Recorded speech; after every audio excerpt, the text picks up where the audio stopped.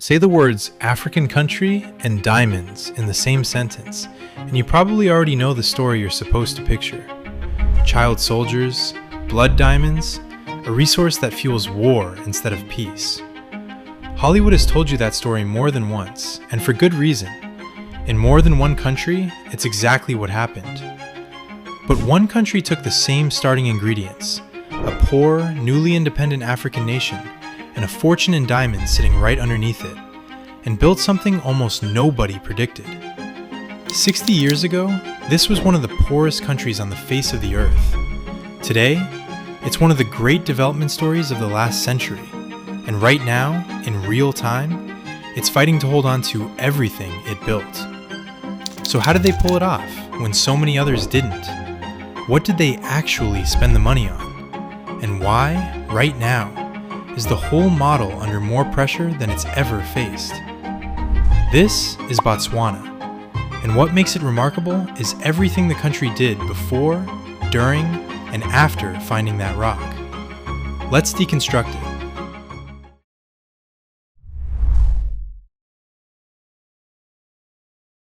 To understand why what happened next is so remarkable, you need to see the starting line. And for Botswana, that line was about as low as it gets. Get this part wrong, and the rest of the story just sounds like luck. Get it right, and you'll see exactly how much of it was actually a choice. In 1966, when Britain finally granted independence to its protectorate of Bechuanaland, it handed over a country most colonial administrators considered barely worth the paperwork. There were 12 kilometers of paved road in the entire nation. The whole country had produced 22 university graduates.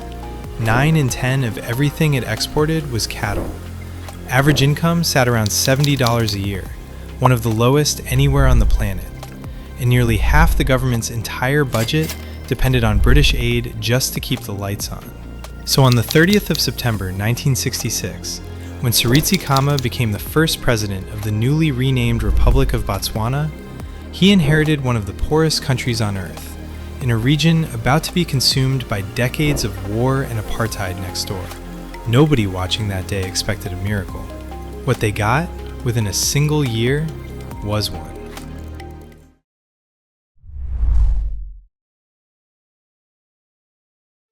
That miracle arrived as a rock. In 1967, a year after independence, De Beers geologists found an enormous diamond pipe at a place called Orapa. On paper, this should have triggered the exact same story that's played out across half the continent. A foreign company extracts the wealth, a handful of elites get rich, everyone else stays exactly where they started.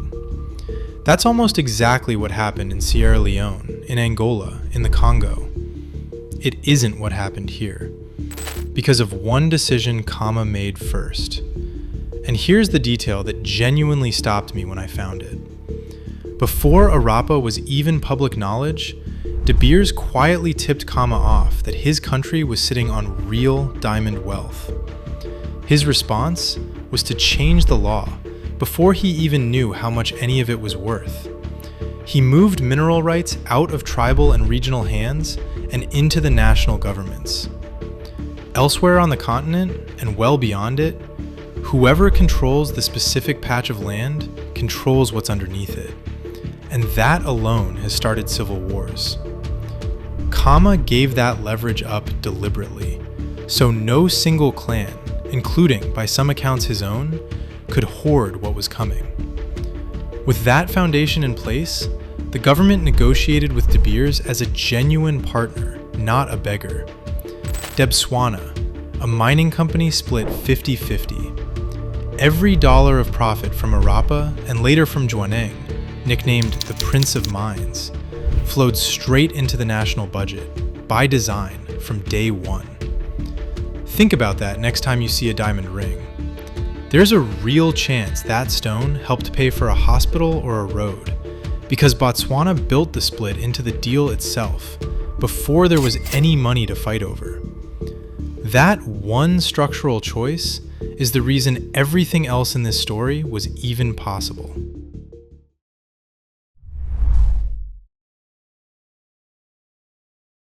Getting the deal right was only step one. The far more important question, the one that actually separates success stories from cautionary tales, is what a government does with the money once it exists. In the early 2000s, Botswana faced a decision that would have broken most countries.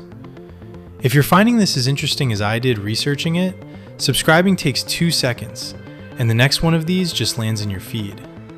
Anyway, by the year 2000, Botswana had one of the worst HIV epidemics ever recorded anywhere on Earth. More than a quarter of adults were living with the virus. Life expectancy was collapsing.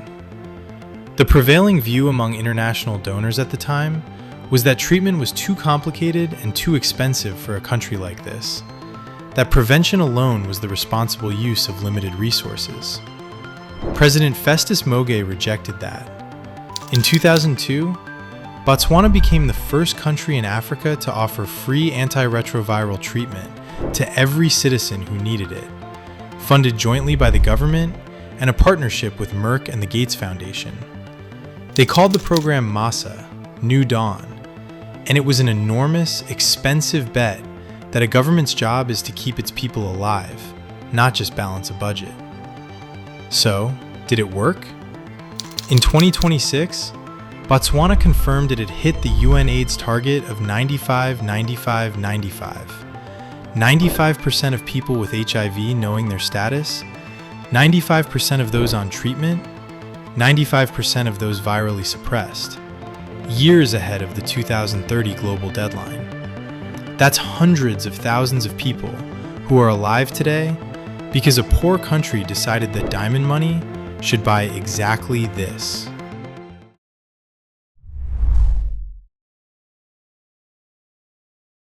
So far, this sounds close to a flawless story. It isn't, and it's worth being straight with you about that, because the parts that get left out of the brochure are exactly the parts that matter if you actually want to understand this country, rather than just admire it. To be fair here, and this channel will always tell you when something is genuinely contested, the SANS account and the government's account don't agree, and I can't fully settle it from here. Start with the Central Kalahari Game Reserve, home to the San, or Basarwa, one of the oldest indigenous peoples on Earth. From 1997, the government relocated them out of the reserve, officially for conservation and better access to services. The San and human rights groups said the real reason was diamonds. A deposit called Gope sat inside that same reserve. The government always denied it. In 2006, Botswana's High Court ruled the evictions had been carried out unlawfully and without consent, a landmark win for the San. One of their lawyers on that case was a young human rights attorney named Duma Boko. Remember that name. Here's where I'll push back on the standard framing too. 58 years of one party governing without interruption, however peacefully won, is stability that never actually got tested. Botswana got fortunate that the party in charge was mostly honest. That's a much shakier foundation than the flawless democracy reputation suggests. And inequality here remains among the highest measured anywhere in the world. That's the fuller picture. A country that built real guardrails around its wealth, and also a country whose government has been credibly accused of forcing people off land it wanted, governed by one party that held power uninterrupted for nearly 6 decades. Both things are true at once.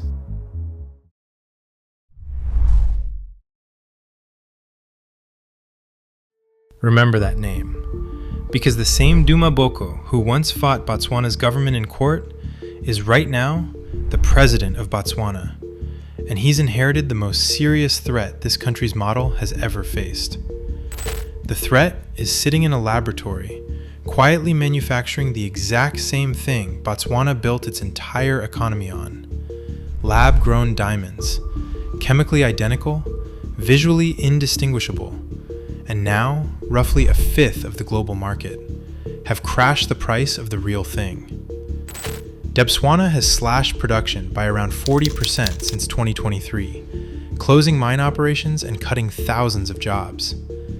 The government that built its entire model on this one resource is now running its steepest budget deficit in 20 years and its foreign currency reserves have fallen sharply. In October 2024, after 58 uninterrupted years, the ruling party lost. Duma Boko's coalition won, inheriting a crisis it didn't create. His answer has been audacious.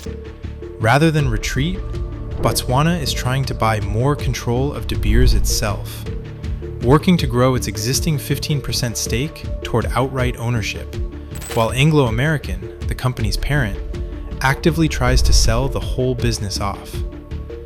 And here's what I genuinely can't tell you, because nobody can yet. Who actually ends up owning De Beers? As I'm making this, Anglo American is still running the sale process. Competing bidders are still circling, and Botswana's own bid for control hasn't closed. Nobody can tell you how this ends, because it hasn't happened yet. What we do know is this: the country that once turned a hole in the ground into free healthcare for millions of people is now betting that the same instinct, take control of your own resource rather than just extract from it, can save it a second time.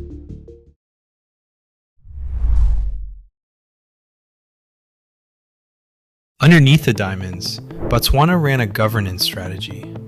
The diamonds were simply what put it to the test.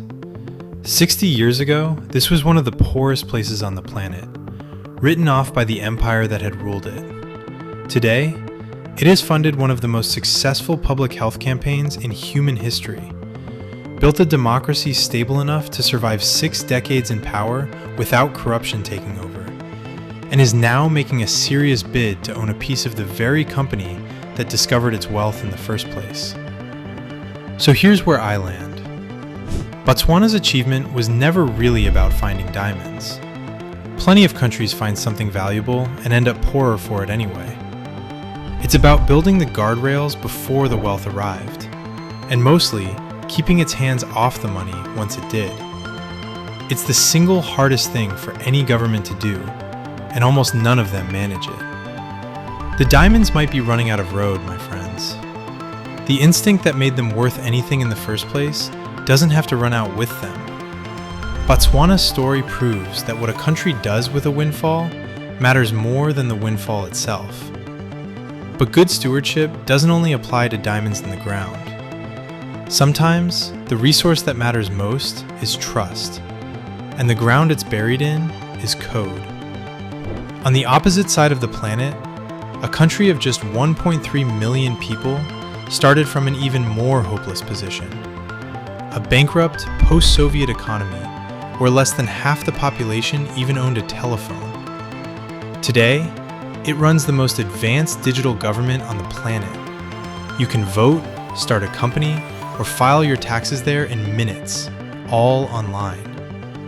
And it did that while surviving what's considered the first full-scale cyber war ever launched against the nation. That's Estonia. The video breaks down exactly how they built it and how they survived it. It's on the channel right now.